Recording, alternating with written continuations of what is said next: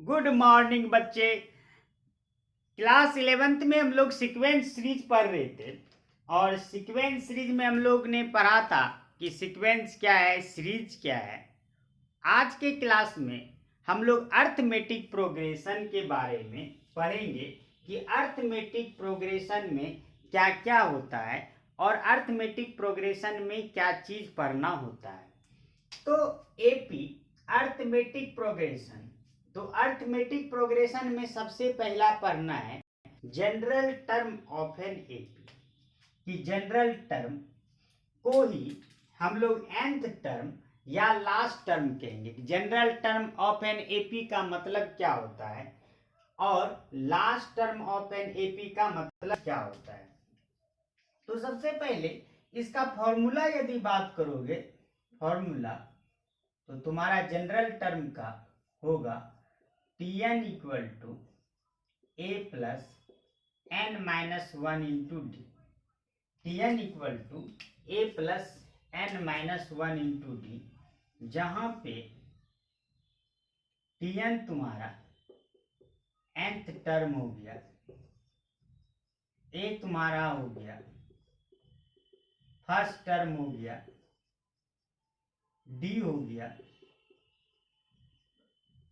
Common difference हो गया, D क्या हो गया, कॉमन डिफरेंस हो गया, और एन जो हुआ टोटल नंबर ऑफ टर्म्स हुआ, टोटल नंबर ऑफ टर्म्स।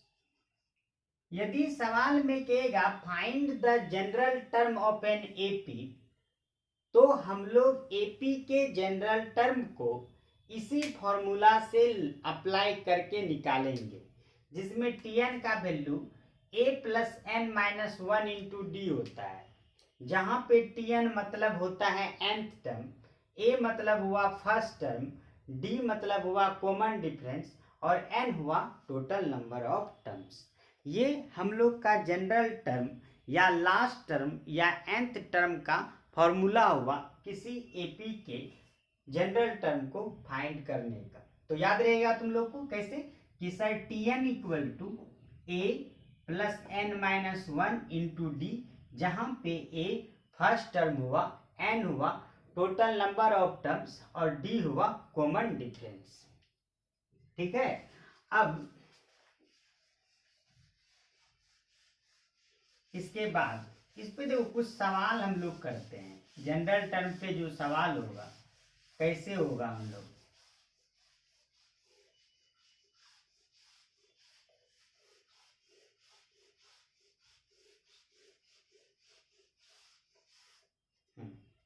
तो सवाल ऐसा रहेगा। Number one, find the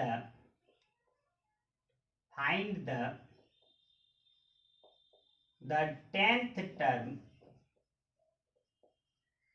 of an AP 20, 30, 40, 50 it is. ये एपी में दिया रहेगा, इसका 10th टर्म निकालना है। 10th term of an AP क्या होगा। तो सबसे पहले सॉल्यूशन में ये एपी में देखो ए के जगह 20 हो गया और डी के जगह 30 घटा 20 हो गया 10। ठीक, और निकालना है तुमको T10। 10th टर्म का मतलब T10 निकालना है। 10th टर्म का मतलब क्या निकालना है, T10। जैसे अगर 9th टर्म कहता T9, अगर कहता 50th टर्म T50। तो एक चीज ध्यान रखना, जैसे कि हम लोग अभी फॉर्मूला पढ़े थे, क्या फॉर्मूला पढ़े थे, Tn equal to A plus N minus one into D. तो Tn के जगह देखो निकालना है T10, मतलब ये T10 निकालना है। यहां जो लटका रहता है वो n का वैल्यू ही रहता है, तो n के जगह 10 रख देंगे जहां जहां n आएगा। तो a 20, n के जगह 10 माइनस वन और d के जगह 10 है, 30 घटा 20 जो निकाले हैं। तो 20 प्लस 9 इंटू 10 तुम्हारा 20 प्लस 10 नमा 90, 9 2 11, 110, ये तुम्हारा आंसर हुआ 10th टर्म का। तो 10th टर्म जब भी निकालेंगे किसी एपी का इस दिए गए क्वेश्चंस में, तो हम लोग सबसे पहले क्या किए, ए का वैल्यू रख दिए। फिर उसके बाद क्या किए, ए का वैल्यू तुम क्या किए, फर्स्ट टर्म 20 रखे। डी का वैल्यू क्या होगा, 30 घटा 20 10। फिर और उसके बाद T10 निकालना है। तो T10 का मतलब n के जगह 10, तो Tn equal to A plus N minus 1 into D. तो T10 होगा ए के जगह 20 प्लस एन के जगह तुम्हारा 10 माइनस 1 इंटू डी। तो 20 प्लस 9 इंटू 10, ये 90 होगा। 90 प्लस 20 1110 होगा। मतलब तुम्हारा T10 का वैल्यू 1110 होगा, जो तुम लोग को समझ में आ गया होगा, इसमें कुछ नहीं है। फिर उसी तरह से दूसरा सवाल चाहो तो तुम लोग भी बना सकते हो। आप लोग नोट करते जाएंगे, नोट कर लो। और दूसरा सवाल देखो तुम,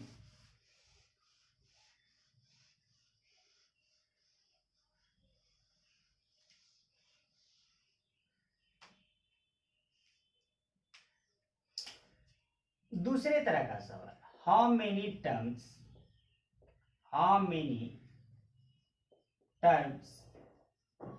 ऑफ एन एपी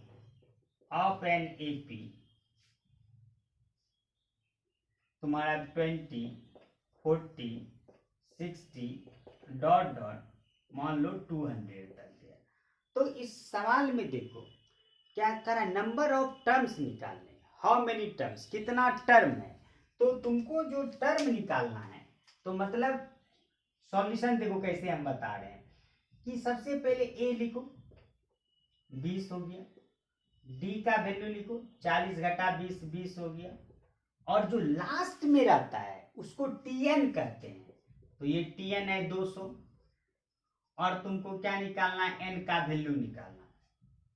मतलब एक एपी दिया है जिसमें ए पता है, डी पता है, और एन निकालना है कितना, क्वांटिटी नंबर कितना है, और तुम्हारा क्या टीएन भी दिया है। तो वी नो दैट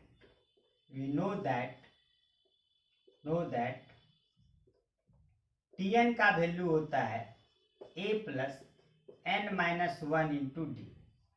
टीएन का वैल्यू क्या होता है, a plus N minus 1 into D.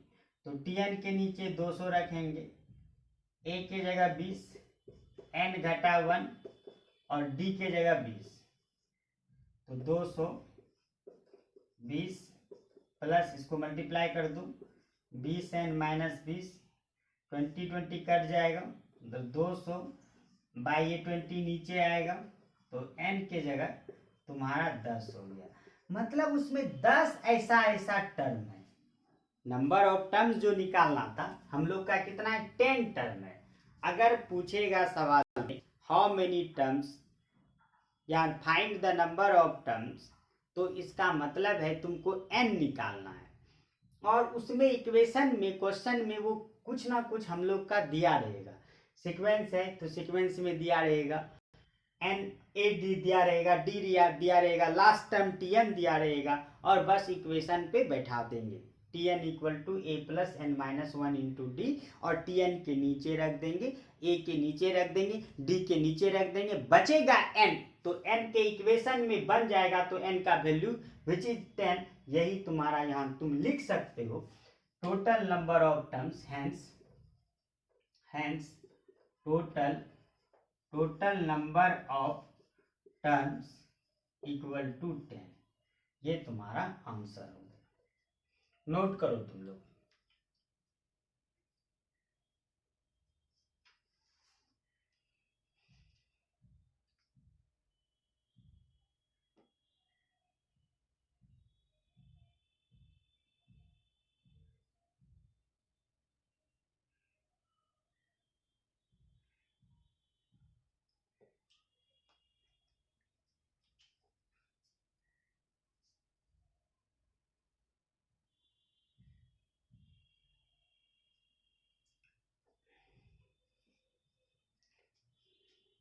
अब इसके बाद दूसरे तरह का जो सवाल आएगा हम लोग का, वो सवाल है कि पता करना है कि कोई टर्म दिया रहेगा कि उस एपी का पार्ट है कि नहीं।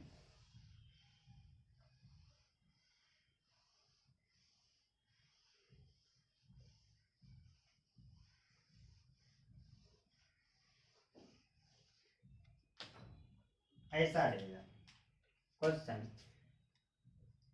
Is 184 a term of the sequence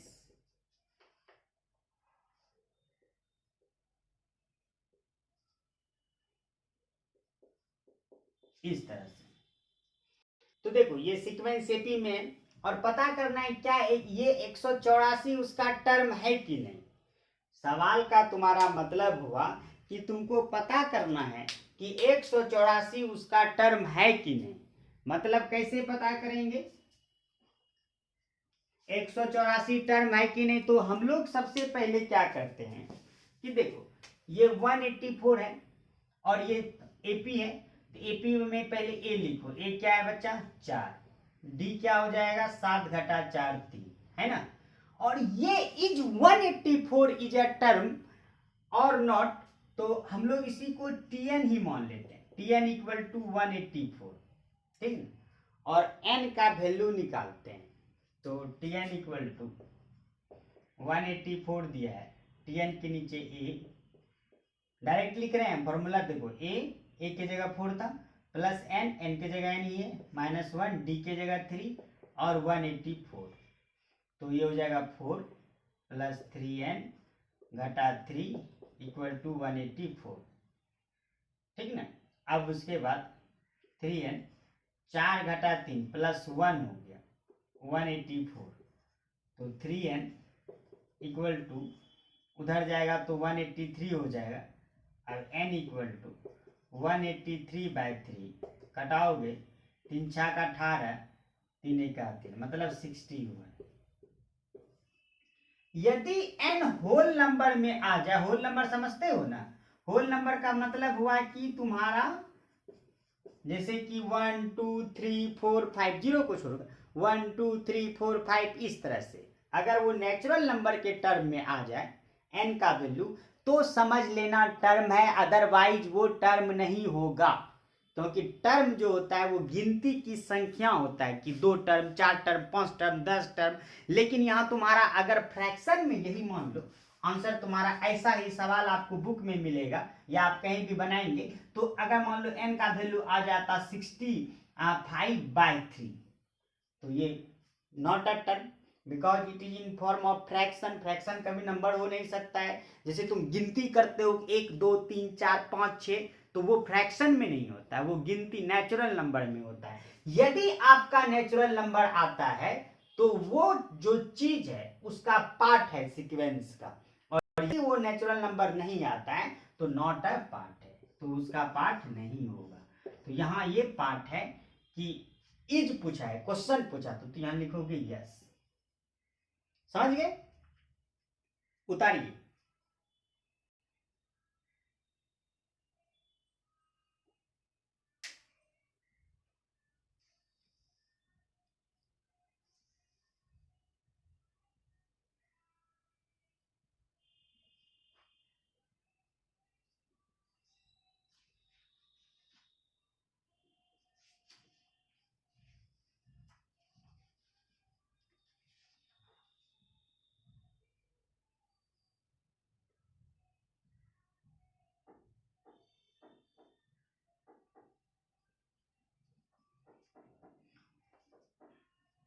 और यदि n का वैल्यू निगेटिव में भी आ जाए, मान लो कहीं बनाते बनाते निगेटिव में आ जाए, फ्रैक्शन में आ जाए, मिक्स्ड फ्रैक्शन में आ जाए, तो समझ लेना n का वैल्यू आने के बाद वो उसका टर्म नहीं हो सकता है, होगा ही नहीं। n का वैल्यू सिर्फ नेचुरल नंबर आएगा 1 2 3 4 5 इस तरह से। चलो अब फिर दूसरे तरह का सवाल हम लोग करते हैं। हर एक टाइप का हम लोग कर लेते हैं क्वेश्चन।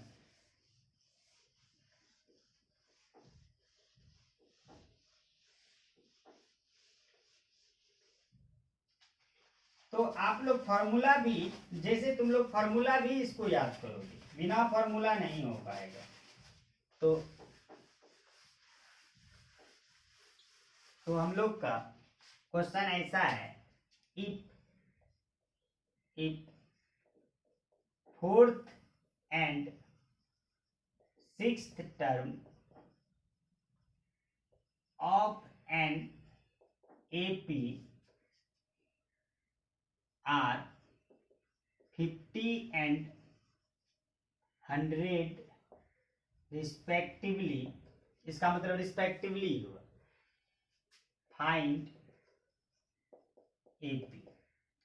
तो देखो अब इस सवाल में क्या है, एक एपी दिया है और लेकिन उस एपी का सीक्वेंस जो नंबर रहता है वो नहीं दिया है, बस उसका क्या बोला है कि तुम्हारा कि देखो उसका बोला है कि फोर्थ टर्म 50 है और सिक्स्थ टर्म 100 है। तो एपी निकालना है, तो एपी निकालने के लिए पहले हम लोग को ए और डी पता होना चाहिए, क्या सही ना। तो जो गिवन है, तो हम बार बार फोकस कर रहे हैं, जो तुमको निकालना है गिवन है, गिवन लिखिए आप T4 कितना हो जाएगा 50, तो A प्लस क्या हो जाएगा 4 माइनस 1 D इक्वल टू 50 हो जाएगा, तो A प्लस 3D हो जाएगा 50, ये फर्स्ट इक्वेशन। तो हम लोग इस सवाल में क्या कर रहे हैं, इक्वेशन की भांति इसको बना रहे हैं। जैसे T4 फोर्थ टर्म मतलब T4 दिया है कितना 50, तो T4 जो लटका रहता है वो n रहता है, तो Tn का value A plus n minus 1 into D, तो A plus 4 minus 1 into D equal to क्या हुआ 50, तो A प्लस 3D हो गया 50 एंड एक इक्वेशन और दिया है T6 दिया है 100, तो A प्लस n, ये जो लटका रहेगा 6n हुआ, तो 6 माइनस 1 हो जाएगा ये D इक्वल टू 100, तो A plus 5D equal to 100। तो दो इक्वेशन आ गया A और D के फॉर्म में। जैसे 10th में हम लोग x plus 3y x plus 5y equal to रहता था, तो निकाल लेते थे x और y का वैल्यू, बिल्कुल उसी तरह से A और D का भी वैल्यू हम लोग निकाल लेंगे। तो फ्रॉम 1 and 2, 1 है आपका A plus 3D equal to 50, 2 है A plus 5D equal to 100, minus कर दीजिए, ये कैंसिल हो गया है ना, तो 3 आम में 5 आम, तो माइनस 2 आम, और ये माइनस 50 हो जाएगा, तो माइनस माइनस खत्म हो जाएगा, तो तुम्हारा क्या हो जाएगा D का वैल्यू 25 है ना। जब तुम D का वैल्यू 25 आया तो हम लोग A निकाल सकते हैं, तो फ्रॉम वन में A plus 3 into 25 equal to 50, A plus 75 equal to 50, तो A इक्वल टू 50 घटा 75 तो माइनस 25। तो देखो A और D दोनों का वैल्यू आ गया, A का भी वैल्यू आ गया और D का भी वैल्यू आ गया, A का भी वैल्यू आ गया और आपका D का भी वैल्यू आ गया।